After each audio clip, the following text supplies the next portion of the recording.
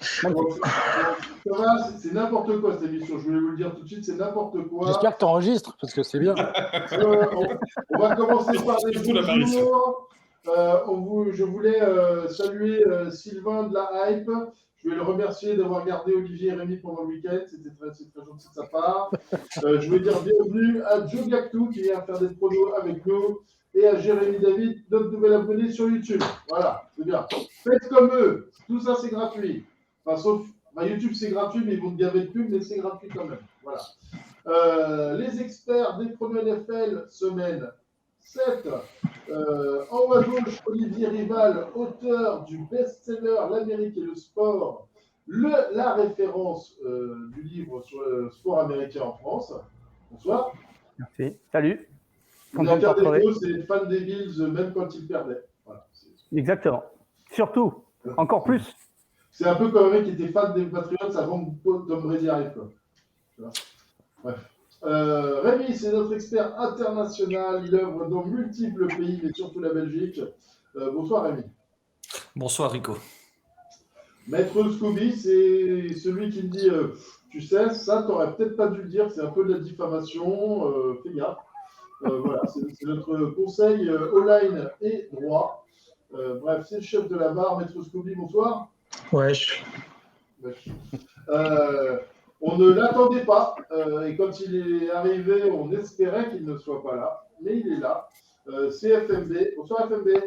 Bonsoir, ça va tous. Et Rico, les Patriots, c'était bon avant que Tom Brady arrive. Hein. Je tiens à te le signaler. Mais c'est que tout le monde s'en foutait. C'est relatif ça. Avec Bledsoe comme QB, c'était quand même pas la gloire. Bledsoe, il a fini où hein il a commencé Rappelle-moi où il a fini, Bledsoe. Ouais, mais bref, il n'a jamais voulu revoir le Super Bowl de sa vie contre les Packers. Il a fini Brady dans une chaîne. Ok. Voilà. Ce soir, 3 matchs pour vous et quelques discussions de comptoir de la buvette du stade. Ce soir, les New Orleans Saints contre les Arizona Cardinals. Mais c'est pas possible. New York Giants contre Jacksonville. Les New York Jets contre Denver. Donc c'est New York la soirée. Et tout de suite, on rentre dans le vif du sujet du premier match. Attendez, non. Je tenais à vous rappeler que la semaine dernière, j'ai annoncé que les deux équipes de New York allaient gagner. C'est ce qui s'est passé. Bravo. Les deux équipes de New York allaient gagner. Balls on the table. Et cette semaine tu nous annonces quoi, Rico? Rien du tout. Voilà. J'ai pas eu de vision. T'as perdu une couille depuis alors. Apparemment, il a oublié ses boules sur la table. Mais non, mais avec tout l'argent que j'ai gagné, j'ai comme les faire masser, mais non, je me déconcentre. Demande des conseils à Robert Kraft. Non, Watson, c'est vrai. Non, c'est moyen. Coupé après au montage. Ouais, coupe au montage, ça, par contre. Il n'y a pas de montage, il y a très peu de censure ici. Les blagues sur les petites filles dans les valises sont autorisées. Non. Moi, je soupçonne de Maître Scooby d'être l'avocat de Kraft.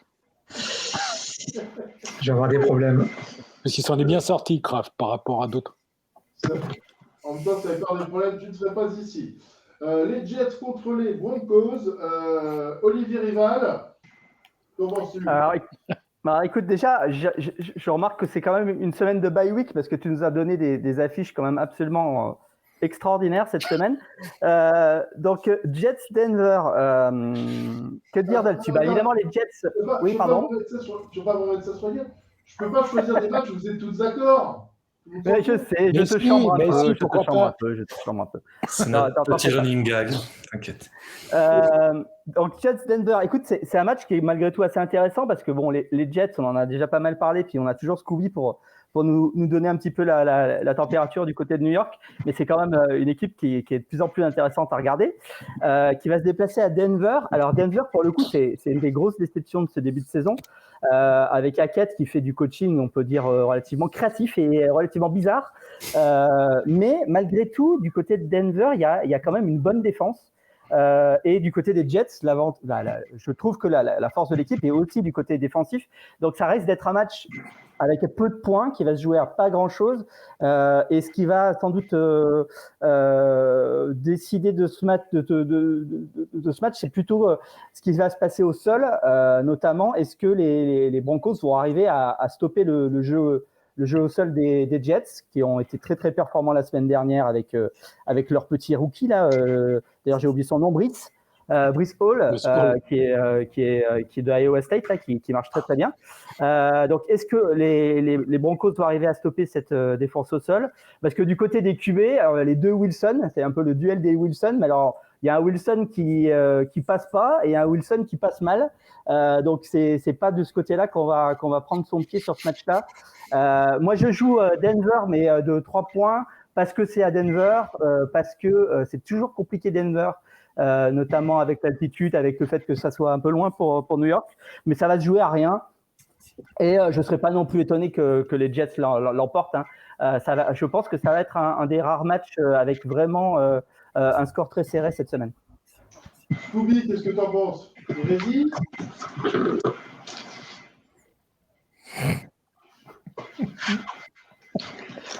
En tout bien, tout honneur. Écoute, dans le fond, il y a pas que des bêtises qui ont été dites par Olivier. Effectivement, c'est un Mile High, donc c'est au stade, c'est à Denver. Ils ont une très très bonne défense, il faut pas le nier. Ils ont mis en difficulté les Chargers. Justin Herbert a lancé presque pour 50 fois et pour 0 TD. Mais d'un autre côté, je trouve que les Jets sont dans une excellente dynamique. Il ne faut pas oublier non plus que l'attaque des Broncos a beaucoup de mal, que Wilson fait des yards mais marque très peu, que la défense des Jets a été très impressionnante à Green Bay à Lambeau Field qui ont éteint Aaron Rodgers. Et surtout, ce que je voulais souligner d'important, c'est que Russell Wilson est toujours un peu blessé, toujours problème aux ischios, donc qui a du mal à courir, qui aura peut-être du mal à se déplacer. Il lui dit que ça va mieux, mais voilà, ça peut être toujours un point d'interrogation. Ils n'ont pas un jeu au sol très développé. Il y a beaucoup de difficultés. Je trouve que l'offense des Jets ne roule pas trop mal. Il faut voir, c'est vrai que Zach Wilson, est-ce qu'il va step up? Ça va être compliqué parce qu'encore une fois, avec Patrick Surtain et tous les DB des Broncos, c'est vraiment pas mal. Mais voilà, si le jeu au sol des Jets peut se développer, et avec la défense qu'ils ont, ils risquent d'avoir un score similaire que ce qui s'est passé à Denver. Green Bay, pardon. Merci beaucoup.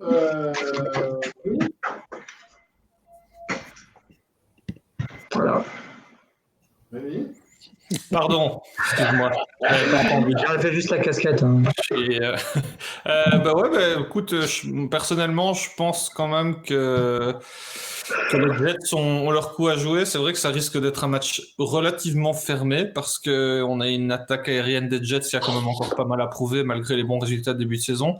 On a un jeu au sol qui sait s'installer, mais en face, on n'a pas une défense qui est ridicule. D'ailleurs, heureusement pour Denver, parce que sinon, la saison aurait pu être très très longue. Déjà, elle le sera, je pense, parce qu'offensivement, c'est catastrophique. Je pensais quand même que Wilson allait un peu performer. Et là, force est de constater qu'il est sans doute l'une des, si pas la raison des échecs à répétition du côté de Denver. C'est le genre de match pendant lequel ils pourraient se relancer, mais ils affrontent une équipe des Jets qui est clairement en pleine bourre et que je vois imposer un jeu au sol assez intéressant et qui devrait leur suffire tout simplement pour aller chercher la victoire. À mon avis, un match très fermé, des défenses qui sont bien en place des deux côtés, des attaques aériennes qui sont un peu douteuses. Donc voilà, je pense qu'on ne verra pas énormément de points. On verra un match serré. Mais pour moi, les Jets vont émerger et vont passer à 5-2, ce qui est une très belle fiche. Alors, l'invité mystère, FMB, notre robot castor qui arrive par le coucher de soleil. Notez bien cette date parce que je vais défendre les Jets. Alors, déjà, tout a été dit. C'est vrai que Russell Wilson a quand même du mal. Il est quand même un peu cassé. Donc, je les vois mal gagner, même chez eux, même s'ils ont, comme Olivier l'a dit et Rémi l'a dit, ils ont une super défense. Mais ça ne va pas suffire. Zach Wilson, même s'il est beaucoup critiqué, je trouve qu'il vraiment, sur le terrain, il prend une autre dimension. Et il pousse vraiment son équipe vers le haut, alors que Joe Flacco a fait un bon boulot avant. C'est vrai que Zach Wilson est à un TD, à deux interceptions. Je tiens à le souligner. Bravo, Trois bravo. interceptions. Donc, c'est vrai que c'est assez léger. Mais il fait le boulot. Et puis, le petit running aussi. Donc, voilà. Donc, les Jets. Ok, bah écoute, merci beaucoup FMD. Des coups de cœur, des coups de gueule sur ce premier tiers de saison, quelqu'un peut-être? Ouais, moi, Ouais, vas-y. ça va être en totale opposition à ce que je vais faire tout à l'heure, mais coup de gueule contre les Ravens qui ne savent pas finir un match. D'accord. Ok, c'est noté. Quelqu'un d'autre? Ouais, moi, coup de gueule un peu. Je ne sais pas ce qui se passe chez les 49ers et chez Green Bay. Franchement, ça devient très inquiétant. Je suis plus inquiet côté 49ers où Kyle Shanahan avait quand même mis en place un système qui tenait la route ces 3 dernières saisons. Et là, d'un seul coup, le jeu au sol passe plus. Deebo Samuel est un peu l'ombre de lui-même. Donc, Kyle, si tu as des problèmes, appelle Rico, il va t'aider. Ouais, le mieux, c'est toujours de m'appeler quand on a un problème. Coup de cœur, quelqu'un d'autre? Ouais, moi, personnellement, ce début de saison, c'est les Raiders qui me déçoivent. Alors, j'en faisais pas un candidat au titre, mais je pensais quand même qu'ils allaient être un peu plus performants, surtout offensivement. Et je trouve que c'est assez faible. Ils se sont bien repris. Ils ont quand même perdu, mais ils ont été plus que corrects face aux Chiefs. Mais voilà, c'est une équipe que j'attendais à un tout autre niveau. Ils ont eu un début de saison qui me semblait abordable. Ils ont été plutôt mauvais, voire très mauvais. À voir ce que va donner Derek Carr. La connexion avec Devante Adams, ça se passe au final relativement moyennement. Il fait des bonnes stats, notamment face aux Chiefs où il dépasse les 100 yards, mais il le fait sur à peine 3 réceptions. Donc peut-être qu'on en attend un peu plus de lui. Hunter Renfrow aussi qui pour moi est en sous-régime. Donc voilà, petit coup de gueule sur la performance des Raiders qui sont plus que décevants dans une division qui est assez relevée quand même. Et Rémi, t'as bu une Cronenbourg pour être déçu des Raiders quoi. Jamais de Cronenbourg, s'il te plaît, pas d'insultes. Non, mais blague à part, on pensait tous que la FC West allait être la division incroyable avec les Chiefs, les Chargers, les Raiders et les Denver. Chargers 38-10 contre les Jaguars. Denver, ça n'arrive pas. Les Raiders, ça ne marche pas. Il n'y a que les Chiefs qui tiennent plus ou moins la route. Voilà. Et qui aurait pu être une fiche de 3-3 d'ailleurs. Peu de choses près. Merci, messieurs. Passons au match suivant de ce soir. Les New York Giants contre les Jacksonville Jaguars. Voilà. Moi, c'est marrant parce que ces deux équipages, j'avais toujours l'impression qu'ils avaient le même niveau pendant des années. C'était un niveau de merde. Et là, d'un coup, tout le monde dit que c'est les Jaguars des favoris. J'ai du mal à le comprendre. Mais peut-être que quelqu'un va pouvoir m'expliquer, Rémi. Écoute, je vais t'expliquer. Assieds-toi. Je vais te raconter une histoire. Écoute, c'est vrai que les Giants font un excellent début de saison. Là, les Jaguars sont très décevants. On en attendait plus d'eux, mais je reste quand même convaincu qu'ils peuvent. Quand je dis décevant, je parle surtout parce que je vois notre invité mystère qui fait la moue. Je parle surtout dans la fiche parce qu'une victoire, c'est pas très flatteur en ce début de saison. Il propose un jeu qui mériterait mieux. Ça, je suis tout à fait d'accord. Mais j'estime quand même que les victoires restent ce qu'il y a de plus important. Et je les vois quand même aller arracher justement une victoire super importante dans une division qui est hyper ouverte. Donc, je pense que gagner cette semaine est devenu primordial pour eux.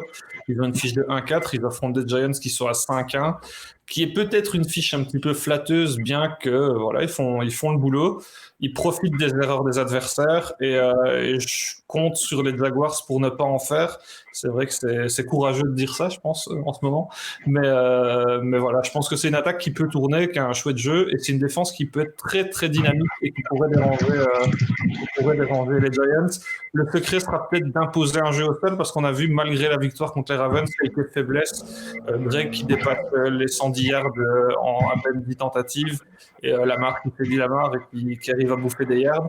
Donc c'est peut-être à ce niveau-là que les Jaguars doivent essayer de renforcer un peu la défense et de terminer les drives. Ça deviendra primordial. Donc victoire courte dans un match qui pourrait être très intéressant. C'est vrai que les Giants sont grandissimes favoris, mais j'ai tendance à donner ma victoire aux Jags. Merci beaucoup Rémi, c'était très très très clair. Olivier, un petit mot à dire là-dessus? Écoute, je suis comme Rémi, je suis un petit peu déçu par les Jaguars parce qu'on avait vu des belles choses en début de saison, puis là ça a l'air de se tasser un petit peu. Et puis les Giants, ils performent semaine après semaine. C'est assez remarquable.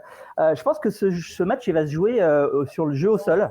Est-ce que les Jaguars vont arriver à stopper Barkley? Parce que aujourd'hui, les Giants, c'est quand même avant tout du jeu au sol. Hein. Ils sont avant-derniers sur l'attaque aérienne.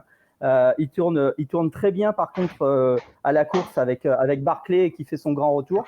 Les Jaguars ont une assez bonne défense contre le run, donc c'est un petit peu, je pense, là que ça va se jouer. Si Barkley arrive à percer, les Giants ont vraiment une bonne carte à jouer. Et c'est pour ça que je les vois gagner, parce que j'ai un petit peu l'impression qu'ils sont sur une dynamique plutôt plus que positive, et que les Jaguars sont un petit peu dans le doute après y avoir cru un petit peu en début de saison. Donc pour les Giants, c'est un peu l'occasion d'enfoncer le clou.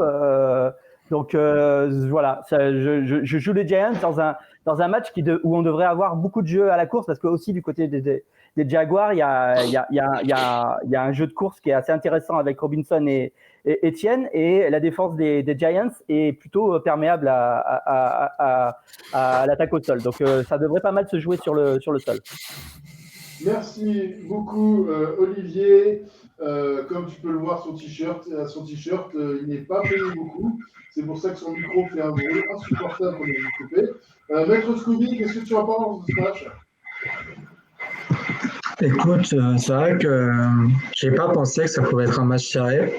Parce que comme ont dit mes camarades, ils ont montré des choses intéressantes au début de saison, les Jaguars, que ce soit contre les Chargers, que ce soit contre les Colts. Puis ça a commencé à décanter. On pensait qu'ils avaient une bonne défense. Et t'as Matt Ryan qui envoie pour presque 400 yards. Contre les Texans, ils n'arrivent pas à marquer un TD, quasiment. Donc c'est assez compliqué. Les Giants, c'est un peu surprenant. On ne sait pas trop. Le jeu au sol, il roule plutôt bien.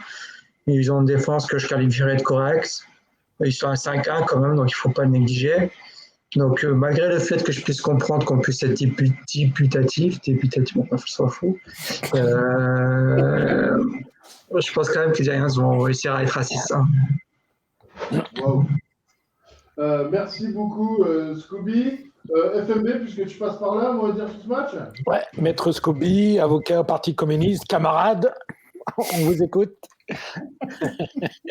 Non, mais alors on a tout dit, mais moi, quand même, les Giants, je suis pas surpris en fait de la progression des Giants. Ça fait quelques temps que j'en parle à Olivier que Dan Jones est un bon QB.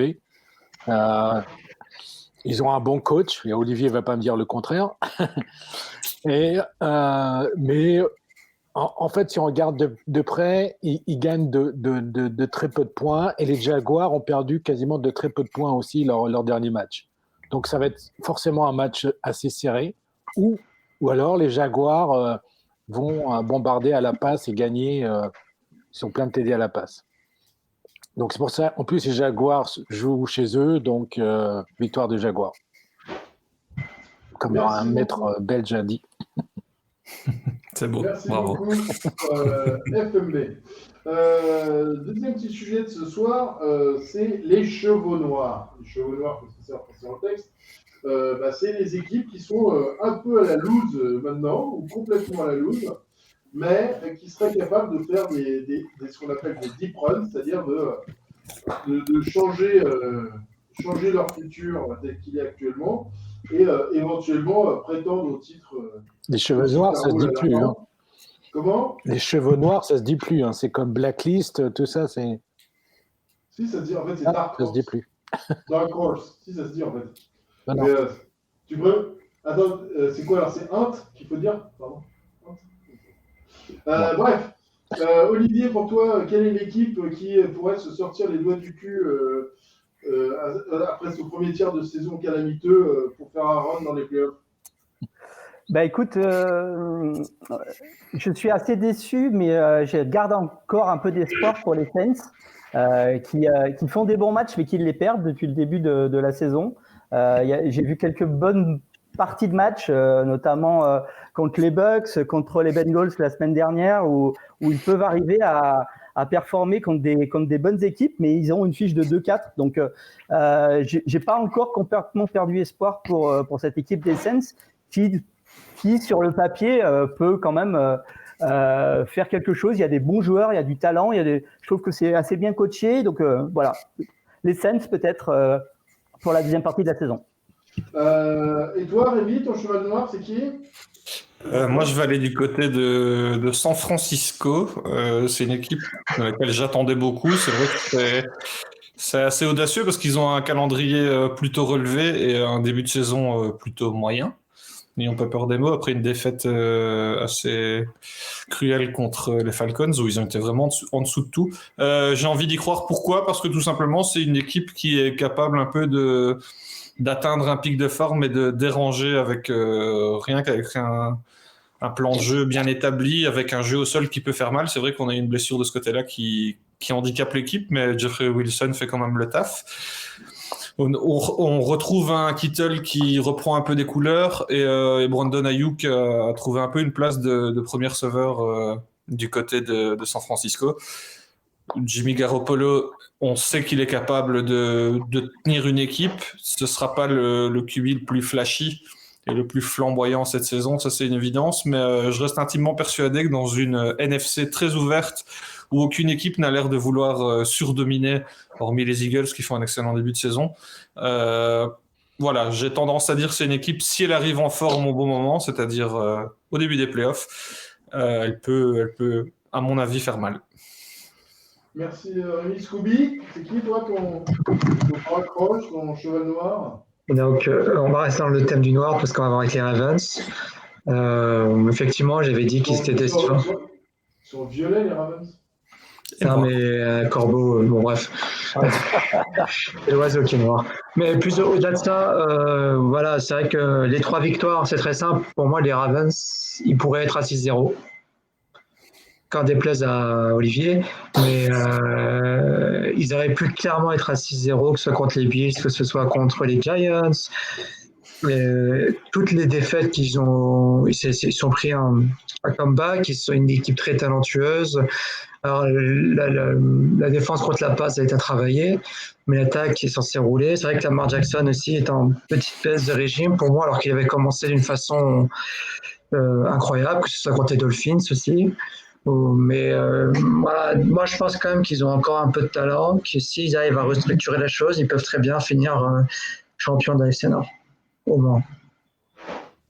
Ok, merci beaucoup Maître Scooby. FMB ? L'invité mystère, s'il te plaît.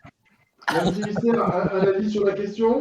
Oui, alors moi, j'ai plutôt partir du côté de la Californie du Sud, avec à Los Angeles, pour nos amis les Rams.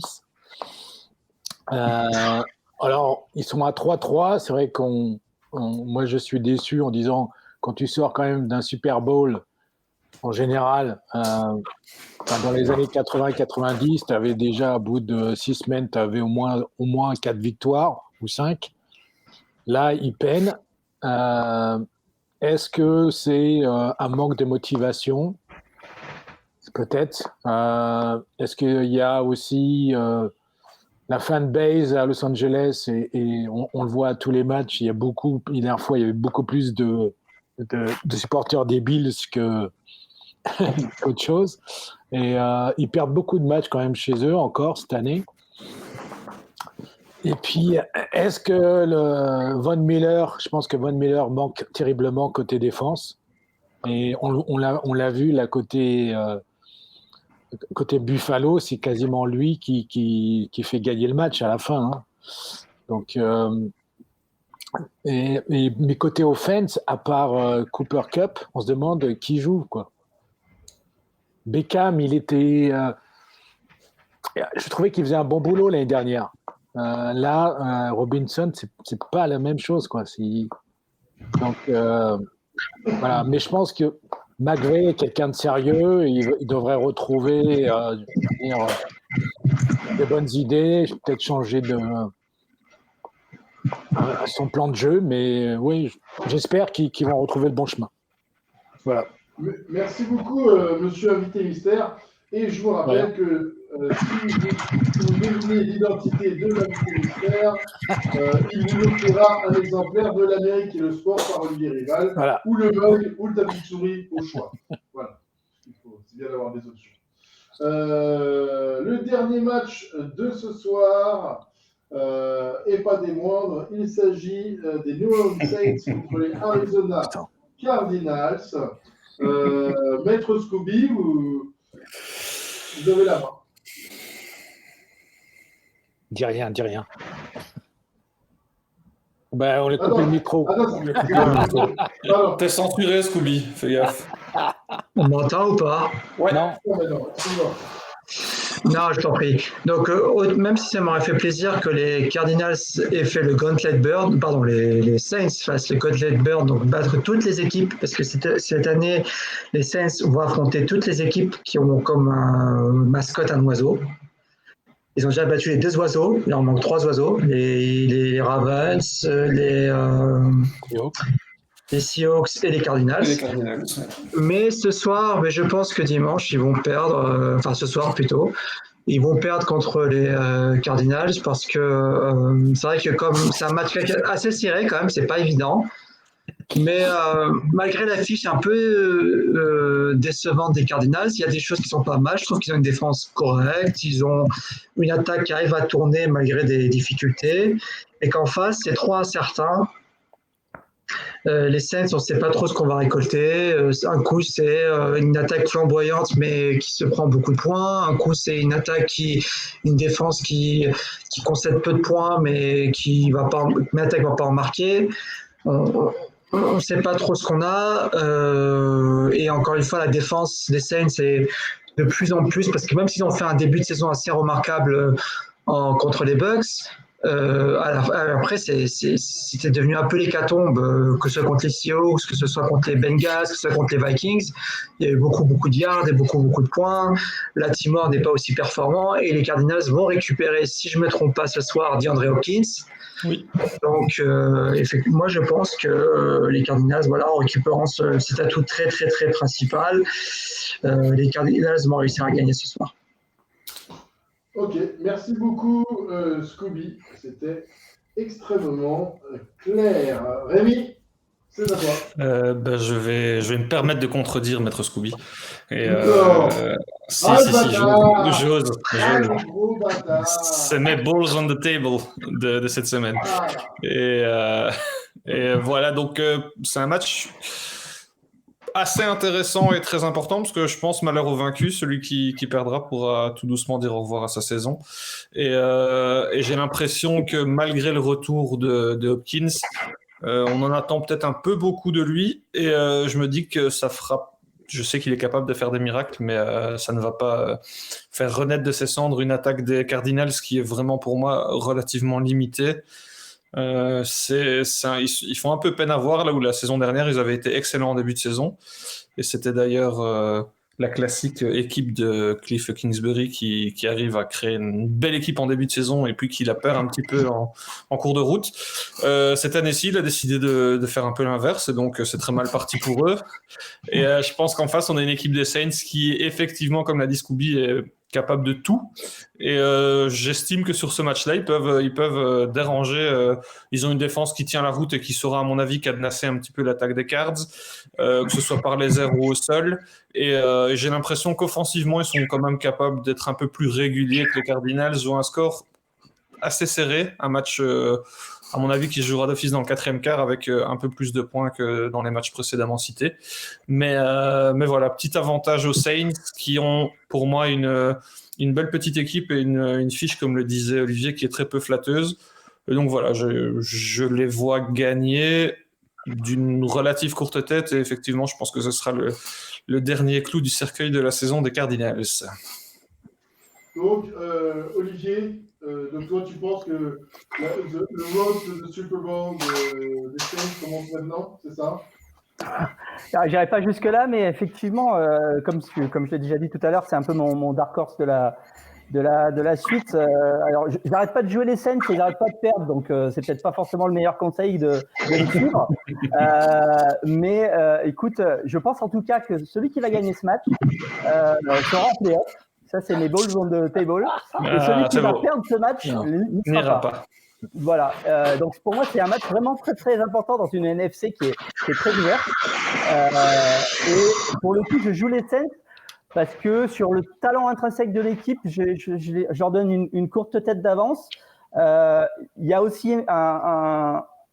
une stat que j'ai remarqué, c'est que les Saints sont derniers dans le record turnover. C'est-à-dire que si on fait les pertes de balles et les gains de balles, ils sont derniers, surtout parce qu'ils ont eu beaucoup de fumbles depuis le début de la saison. Et je pense qu'au bout d'un moment, ça va s'arrêter et que ça va peut-être commencer un petit peu à s'équilibrer. Donc, s'ils font attention à leurs balles, s'ils ne font pas de fumble, les Saints devraient gagner. Monsieur l'invité mystère, on vous dérange dans vos lectures de magazine porno? C'est ça.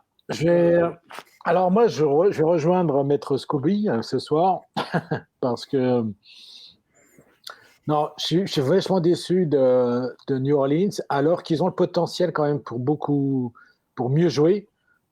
Comme Dennis Allen a quand même hérité d'une bonne attaque. Mais là, ça va être difficile, quoi. Dalton est quasiment sur un genou. Je comprends pas pourquoi il fait pas jouer plus Tyson Hill, même à la passe. Hein, je veux dire, il pourrait fatiguer la défense d'Arizona, en plus là sur du synthétique avec Tyson Hill et sa vitesse, en faisant des roll-out à la passe, ou scramble, ou chercher des roll-out, et il le fait pas trop. Donc je comprends pas, et je pense qu'Arizona, bon, chez eux, voilà, c'est toujours le truc. Mais ça va être un match peut-être serré, mais Arizona devrait le gagner, je pense. Ok, merci beaucoup, invité mystère. Juste, on en a parlé en début d'émission, mais je vais quand même rappeler que cette semaine, Olivier Rival, notre auteur émérite et notre expert international Rémi, vous étiez tous deux dans le podcast de la Hype, c'est ça? Bah oui, c'est le podcast à lequel je participe de manière régulière avec notamment notre ami Yellow qui est pas là aujourd'hui. Et puis hier, j'ai eu l'occasion de pouvoir inviter notre ami Rémi, donc ça s'est plutôt bien passé. Et, écoute, c'était très sympa. Il est établi que si ça parle de foot américain, Yellow, il y a 90% de chances qu'il y soit. Voilà. C'est vrai. Touchdown Actu fait un stream Twitch sur Twitch, il y est. Tu vois ce qui se passe? C'est ce qu'on appelle un media whore. Il sera ravi de l'apprendre. Il sera ravi de l'apprendre. Mais c'était pas ça que je voulais en dire. Où est-ce qu'on trouve le podcast de la Hype pour l'écouter, pour l'entendre? Écoute, tu peux trouver ça un peu partout, mais sur Twitter. Vous tapez Hype Ocha, vous allez tomber sur le catalogue de tous les podcasts que l'équipe Hype fait. Alors, il n'y a pas que du foot américain. Il fait aussi beaucoup de NBA et j'interviens aussi sur le baseball de temps en temps. Donc, n'hésitez pas à aller écouter tout ça. Et dispo sur toutes les plateformes de podcast, que ce soit Podcast Addict, Spotify ou autre. Voilà, c'était une très belle expérience, très sympa. Merci pour l'invite, Olivier. Ouais, moi j'ai remarqué que j'ai pas reçu mon invite. Et Scooby n'a pas répondu, donc...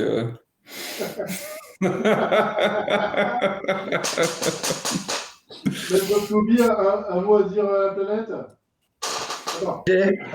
Du podcast en général? Tu veux, un mot à dire à la planète? Ah, je suis fatigué, c'est tout. Voilà. On va l'appeler Maître Choupinou. Invité mystère, est-ce que tu vas enfin nous dévoiler qui tu es, aux surprises? Non, vous le saurez la semaine prochaine.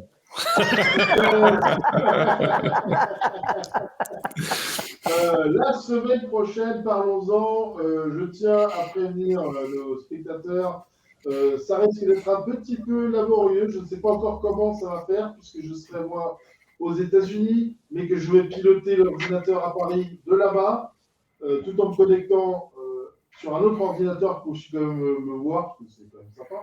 Même si je vais voir l'intérieur d'une maison américaine, si vous apportez absolument rien. mais voilà. Mais en tout cas, ultra international la semaine prochaine. Et donc, on va bien s'amuser. Voilà, messieurs, merci beaucoup d'avoir participé à cette émission. Achetez le mug de l'Amérique et le sport, très important, voilà, pour les royalties. Et voilà, et go New York. Voilà. Bonsoir, monsieur. New York et New Jersey, pour Allez. être honnête. Allez, allez. Merci, Scooby. Merci, Scooby. Bonsoir à tous. Ciao. Tu ne diras pas ça aux vrais New-Yorkais. Hein.